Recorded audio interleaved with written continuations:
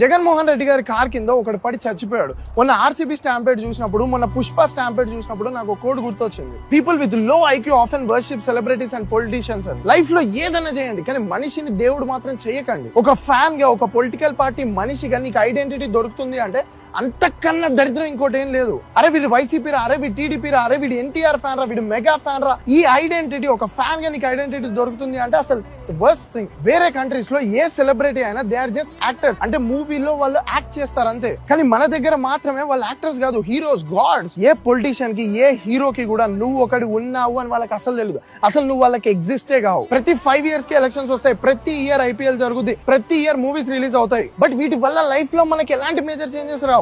అసలు మీకు విషయం తెలుసా, ఇండియన్ గవర్నమెంట్ ఐపీఎల్ మీద ₹1 ట్యాక్స్ కూడా వేయదు. ఎందుకంటే అది నాన్ ప్రాఫిటబుల్ ఆర్గనైజేషన్ అంట.